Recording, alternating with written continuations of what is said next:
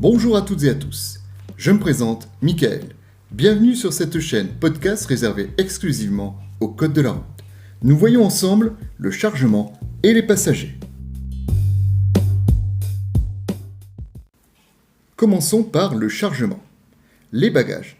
N'oubliez pas que les bagages ne doivent pas gêner ni le mouvement ni la visibilité donc du conducteur, forcément. Les objets lourds doivent être placés si possible dans le coffre ou le plus bas possible pour ne pas modifier la tenue de route du véhicule. C'est pareil, si vous avez un coffre de toit, n'hésitez pas à mettre plutôt les objets légers dans le coffre de toit et plutôt les objets lourds dans votre coffre de voiture. Il est important également de savoir qu'il va falloir augmenter la pression des pneumatiques si votre chargement est plus lourd que d'habitude. Il faudra également penser à baisser les feux. Oui, en effet, si vous chargez votre véhicule à l'arrière, il va cambrer à l'avant. Et donc, si vous ne baissez pas vos feux, vous allez non seulement éblouir les gens en face de vous, mais en plus, vous allez éclairer le ciel, en fait, tout simplement. Donc, pensez bien à baisser également la hauteur de vos feux.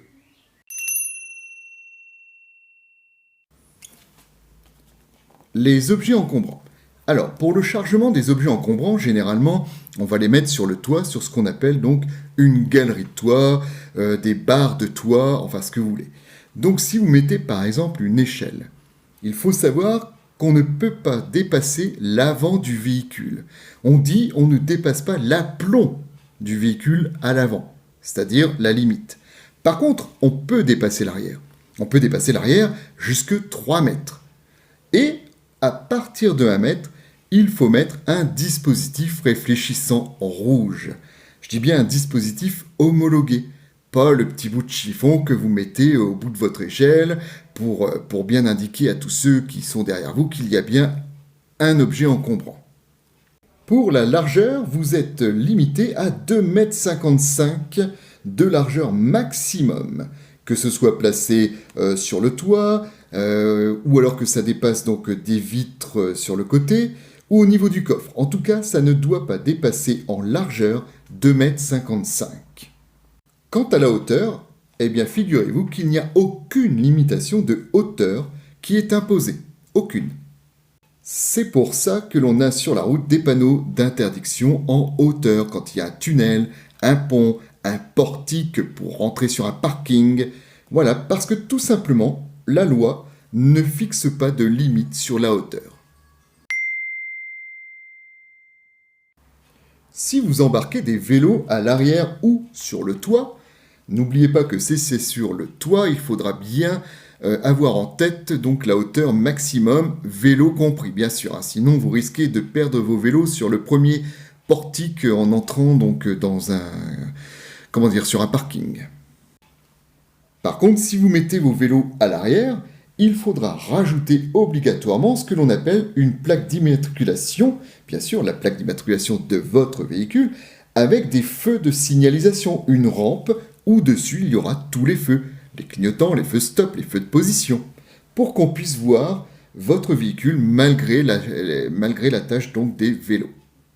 Ou alors vous achetez un système où vous pouvez mettre les vélos à l'arrière sur la lunette arrière, de façon à ne pas cacher ni la plaque d'immatriculation, ni les feux, et à ce moment-là, vous n'aurez pas besoin d'une rampe de feu et de plaque d'immatriculation, donc en plus. Pour nos amis les animaux, il est préférable de les mettre dans le coffre. Alors attention, un coffre ouvert, comme on peut le voir parfois, vous savez, avec une grille, et c'est vrai que de temps en temps, on voit un chien donc dans le coffre ouvert, bien sûr, Et là, en effet, il est en toute sécurité, et vous-même, vous serez en sécurité. On peut également prévoir une caisse adaptée à l'animal, bien sûr. Il existe même des harnais que l'on attache directement dans l'orifice de la ceinture de sécurité. Et là, votre animal sera vraiment en sécurité. Vous l'avez compris, on va vous déconseiller de laisser votre animal libre dans le véhicule parce que c'est vrai qu'on ne peut pas prévoir le comportement des animaux et en cas de choc, il peut très vite devenir un projectile et se blesser gravement. Il va de soi, vous le comprendrez, que l'on ne laisse pas notre animal dans le véhicule quand on va faire des courses en pleine chaleur. Bien sûr que non. Pour terminer, nous allons parler des passagers. Premièrement, il va de soi qu'il est interdit de transporter plus de passagers qu'il n'est autorisé. Donc vous pouvez regarder sur le certificat d'immatriculation, vous verrez le nombre de places qui est autorisé dans votre véhicule. On dit souvent une personne, une place égale une ceinture. Lorsque vous avez des passagers à l'arrière, il va de soi que vous n'allez pas mettre le grand dadé en plein milieu sur la visibilité de votre rétroviseur. Donc celui-là, on le met sur le côté et pareil, on essaie de répartir le poids.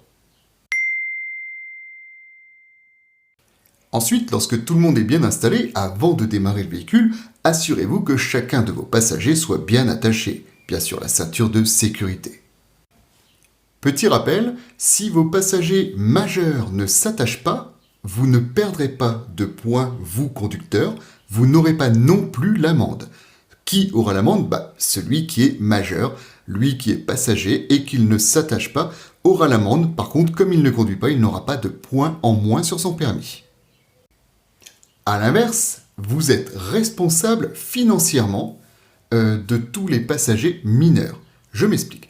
Vous avez un enfant de 12 ans qui monte à l'arrière et qui décide de ne pas s'attacher. Eh bien, c'est vous, conducteur, qui aurez l'amende. Mais comme vous-même vous êtes attaché, vous n'aurez pas de points en moins, juste l'amende. Et n'oubliez pas que lorsque vous avez des passagers à bord, ne vous laissez pas perturber, vous vous concentrez sur la route et vous faites votre taf. Bon voilà les amis, c'est fini pour ce podcast sur le chargement et les passagers. Je vous retrouve bientôt sur cette chaîne podcast réservée exclusivement donc au code de la route. En attendant, n'hésitez pas à aller sur anchor.fm, liker, laisser des commentaires et on se retrouve bientôt. Merci à vous, au revoir.